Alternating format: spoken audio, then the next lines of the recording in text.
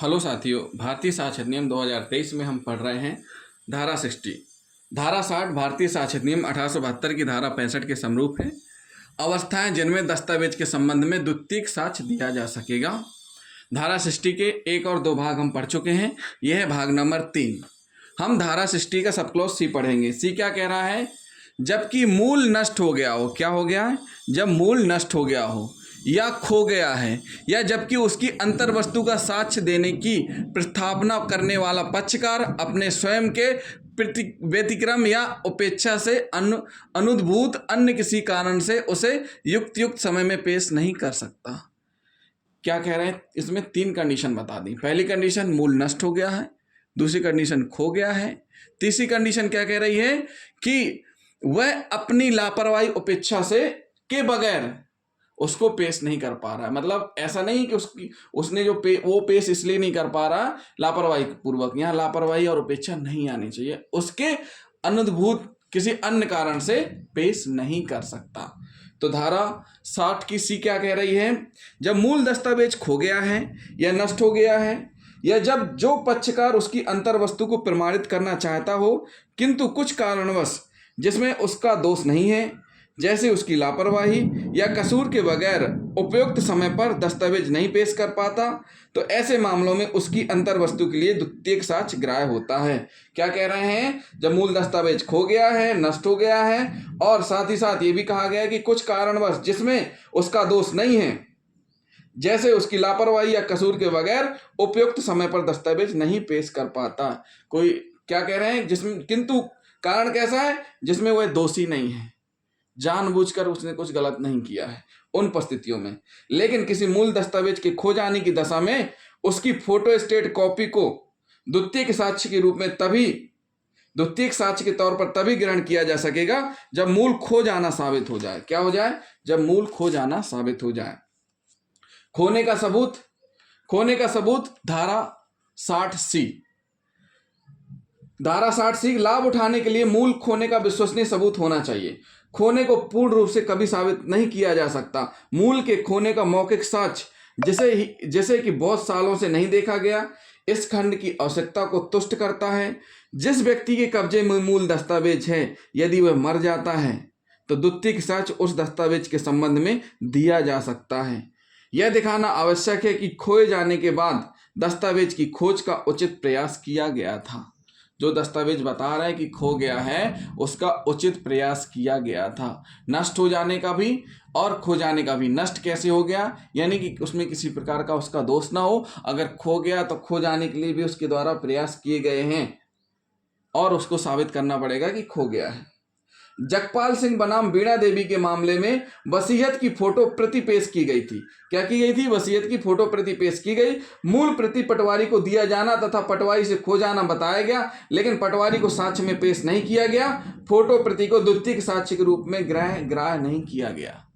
यह जगपाल सिंह बनाम बीणा देवी के मामले में वसीयत की फोटो प्रति पेश की गई। मूल प्रति पटवारी को दिया जाना तथा पटवारी से खो जाना बताया गया, लेकिन पटवारी को साक्ष्य के रूप में पेश नहीं किया गया। फोटो प्रति को द्वितीयक साक्ष्य के रूप में ग्राह्य नहीं किया गया। मूल दस्तावेज के खोने का पर्याप्त सबूत होना चाहिए, तभी द्वितीयक साक्ष्य ग्राह्य होता है। यह स्थापित करना चाहिए कि पक्षकार ने समस्त स्रोतों और साधनों को दस्तावेज के खोजने के लिए लगा दिया। उसने बहुत प्रयास किया और फिर भी वो चीज नहीं मिली। तो ये हुई धारा 60 की सी। अब हम पढ़ेंगे भारतीय साक्ष्य नियम धारा 60 का डी क्या कह रहा है? जबकि मूल इस प्रकृति का है कि उसे आसानी से स्थानांतरित नहीं किया जा सकता। जब मूल दस्तावेज ऐसा है कि उसे आसानी से नहीं लाया जा सकता, तो ऐसे मामले में उसकी अंतर वस्तु का द्वितीयक साक्ष्य ग्राह्य है। अधिक वजन रखने वाले दस्तावेज इस प्रकृति के होते हैं। इस खंड के अंतर्गत द्वितीयक साक्ष्य अशुद्धता और अव्यवहारिकता के आधार पर ग्राह्य है। इसलिए इमारत या दीवार पर का लेख, स्मारक पर का लेख इत्यादि को उनकी नकलों या मौखिक अभिसाक्ष्य द्वारा साबित किया जा सकता है। ऐसा प्राइमरी सोर्स जिसको लाया नहीं जा सकता है, जिसको दूसरे स्थान पर स्थानांतरित नहीं किया जा सकता है, उन परिस्थितियों में उसकी नकलें या मौखिक अभिसाक्ष्य द्वारा साबित किया जा सकता है। तो धारा डी क्या हो गई? जबकि मूल इस प्रकृति का है कि उसे आसानी से स्थानांतरित नहीं किया जा सकता। अब हम पढ़ेंगे धारा 60 यानी भारतीय साक्ष्य अधिनियम की धारा 60 के अंतर्गत सब क्लॉज ई, जबकि मूल धारा 74 के अर्थ के अंतर्गत एक लोक दस्तावेज है। धारा 74 क्या बताती है? लोक और प्राइवेट दस्तावेज के बारे में स्पष्ट करती है। जब मूल दस्तावेज एक सरकारी दस्तावेज है और यदि मूल दस्तावेज साक्ष्य अधिनियम की धारा 74 के अंतर्गत लोक अभिलेख है यानी पब्लिक रिकॉर्ड हो, तो उस दस्तावेज की प्रमाणित नकल उस लोक अभिलेख को साबित करने के लिए ग्राह्य है। लोक दस्तावेज के द्वितीयक साक्ष्य की ग्राह्यता का कारण उनके हटाने में महान असुविधा और जोखिम है। उदाहरण के लिए का और खा के बीच एक अराजी के स्वामित्व के बारे में झगड़ा है। उस अराजी का स्वामित्व बंदोबस्ती कागजात में अभिलिखित है। कोई भी पक्षकार बंदोबस्त अभिलेख की प्रमाणित नकल ले सकता है और उसे न्यायालय के सामने दाखिल कर सकता है। इस मामले में नकल बिना मूल को अवहित किए ही साक्ष्य में ग्राह्य होगा। लोक दस्तावेज को या तो उनको स्वयं न्यायालय में उपस्थित करके अथवा इस खंड के अंतर्गत बेहद द्वितीय साक्ष्य की विधि द्वारा साबित किया जा सकता है। उन्हें मौखिक गवाहों के द्वारा साबित नहीं किया जा सकता है।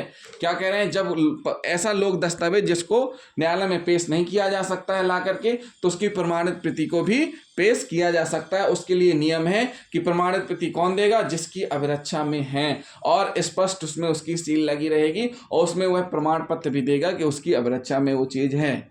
तो साथियों, ये हुई जब मूल धारा, ये क्या हुआ? धारा 60 का सब क्लॉज ई कि जबकि मूल धारा 74 के अर्थ के अंतर्गत एक लोक दस्तावेज है और उस स्थिति में प्राइमरी पेश नहीं किया जा सकता, तो वहां पर द्वितीयक साक्ष्य दिया जा सकता है।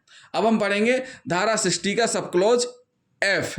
एफ क्या कहता है? जबकि मूल ऐसी दस्तावेज है जिसकी प्रमाणित प्रति का एक साक्ष्य में दिया जाना इस अधिनियम द्वारा या भारत में प्रबद्ध किसी अन्य विधि द्वारा अनज्ञात है।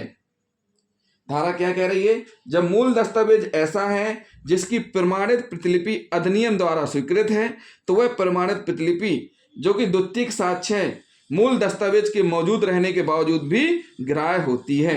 क्या होती है? मूल दस्तावेज के मौजूद होने पर भी ग्राह्य होती है। कमला गणिक बनाम बिमला बिस्वाल के मामले में उड़ीसा उच्च न्यायालय द्वारा यह अभिनिर्धारित किया गया है कि विक्रय विलेख की प्रमाणित प्रतिलिपि को द्वितीयक साक्ष्य के रूप में ग्रहण किया जा सकता है, विशेष रूप से तब जब प्रतिवादी द्वारा उस पर आपत्ति नहीं की गई हो।